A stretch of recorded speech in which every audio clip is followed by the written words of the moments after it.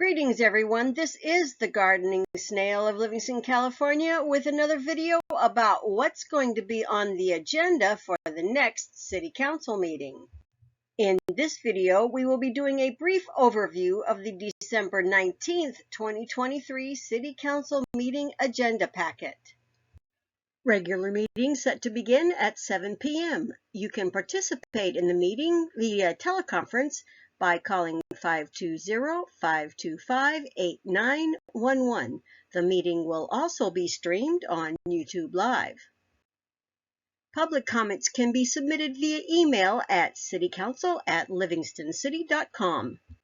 Comments must be received by 2 p.m. on the day of the City Council meeting in order for them to be distributed to the Council prior to consideration of the matter. You will need to provide meeting date, item number, name, email, and comment. Please limit to 300 words or 3 minutes. And please include public comment in the subject for the email. Written comments will not be read aloud at the meeting, but will be reported as received for the record. If you do not receive an acknowledgement of receipt by 4 p.m., please call the City Clerk's office at 209-394-8041, extension 121. Note, this technology is not a guaranteed method. After the Pledge of Allegiance, moment of silence, roll call, closed session announcements, and changes to the agenda is citizen comments. This section of the agenda allows members of the public to address the City Council on any item not on the agenda. Comments are normally limited to 3 minutes per person. After citizens' comments is announcements and reports. Here's a list of boards and commissions attended by Jatinder Mann and Jason Roth, Maria Soto, Gurpal Samra, and Jose Moran. After announcements and reports is the consent agenda. Items on the consent calendar are considered routine or non-controversial and will be enacted by one vote unless separate action is required by a member of the public, the city manager, or city council member. Public comment on consent agenda items shall be limited to 3 minutes per person, regardless of the number of items contained within the consent agenda. Number 1 is ratifying check warrants, the list of payments the city made to employees and vendors. Number 2, the city treasurer's investment report for the month ending November 30th, 2023. Number 3 is an agreement for financial modeling software. In other words, something to help the city crunch the numbers and make budget projections, among other things.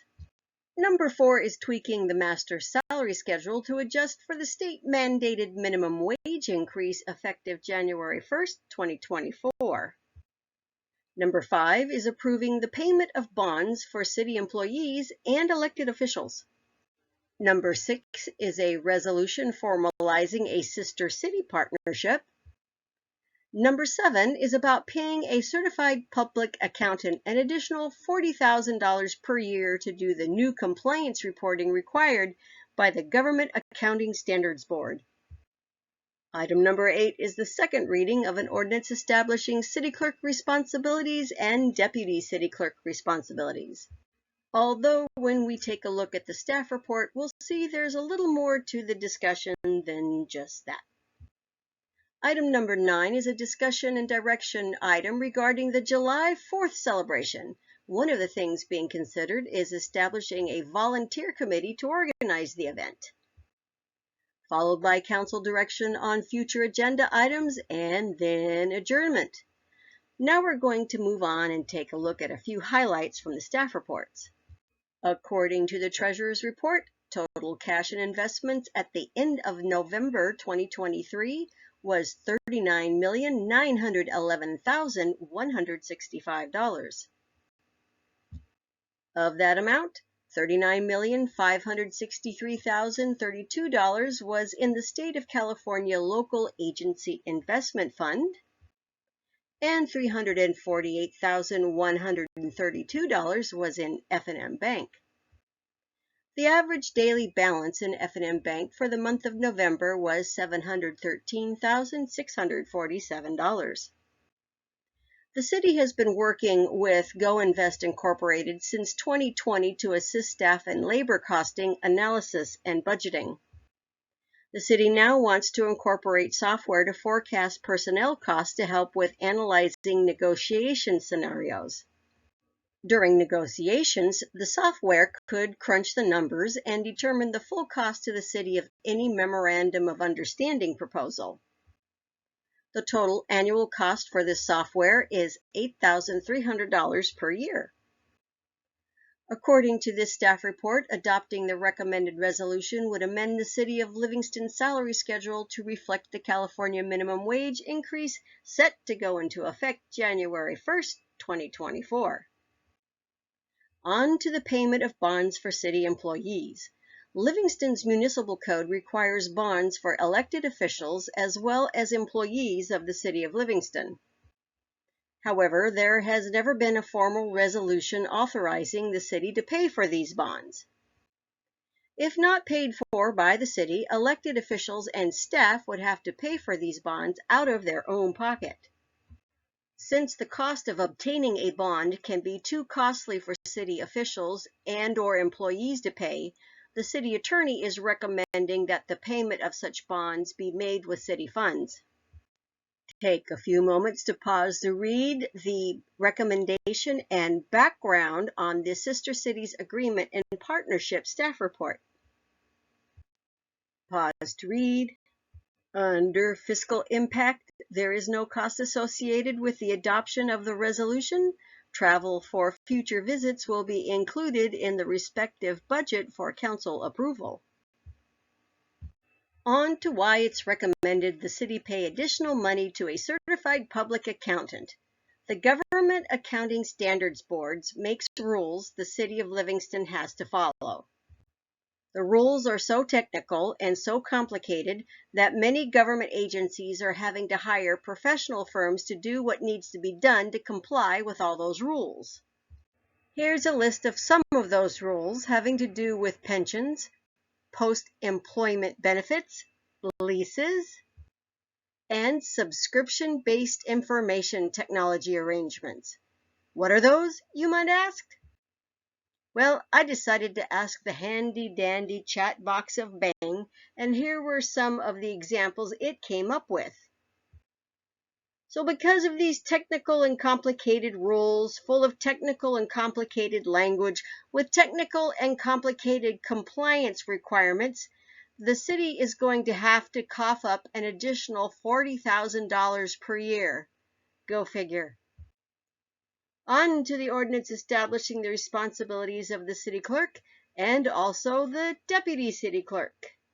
In addition to adopting the ordinance, the city is recommending the council consider directing staff to explore the opportunity to go to an appointed city clerk versus an elected city clerk, or directing staff to bring back the necessary information to add an item to the November 2024 ballot allowing for voters to weigh in on this item, or other direction as provided by the council. Now let's take a look at the list of city clerk responsibilities. Attend all regular meetings. Keep all ordinances and resolutions. Prepare requirements, schedule and maintain all records of the council and of the office of the city clerk, etc. Serve as the official custodian of all city records. Receive, organize, prepare, and reply to requests regulated by the California Public Records Act. Serve as custodian of the seal of the city. Prepare the city council agendas. Perform the duties prescribed by the Elections Code in conducting municipal elections. Perform the duties imposed upon city clerks by the California Political Reform Act. Be responsible for the maintenance and distribution of the city's municipal code. Receive and forward to appropriate departments all claims filed against the city and its officers, agents, or employees. Administer all official oaths of office. certify all official records of the city, display decorum and conduct befitting a holder of a public office, appoint a deputy city clerk upon agreement with the city manager, and perform such other duties as assigned. Now let's take a look at the duties for the deputy city clerk. And we read, the deputy city clerk shall be supervised by the city manager and perform those functions as established within the deputy city clerk job duties adopted by the city and which may change from time to time. Wrapping up with the discussion and direction regarding the July 4th celebration. Earlier this year, the Council approved a multi-year agreement for a fireworks display for the July 4th holiday. Staff has been contacted by Paul Maurer Shows, who is willing to put on a carnival for the July 4th event. They have provided a potential date for the city of Livingston, but they need confirmation from the city in order to reserve the date. Currently, the recreation staff does not have adequate capacity to plan, organize, and put together the details for a larger 4th of July event, since this coincides with youth baseball and softball and other summertime activities. Staff has received information from members of the community who are willing to be on a volunteer committee to do the planning and coordination for the various aspects of a larger event. Staff would potentially be involved with setting up various components of the event via public works staff, and staff would bring back a comprehensive plan for the event based on the volunteer committee recommendations for input and direction from the City Council. Possible action includes the following. Authorize the interim city manager to execute an agreement with Paul Maurer Shows subject to review and concurrence from the city attorney. 2. Authorize the formation of the volunteer committee to plan and develop the plan for the larger 4th of July celebration.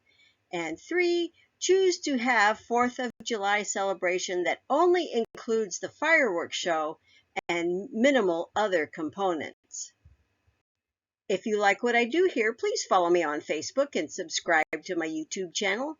And remember, editorial content is my own as a long-term resident of Livingston, and does not represent the views and opinions of the City Council or the City of Livingston itself, and does not hold itself out to be any kind of legal advice.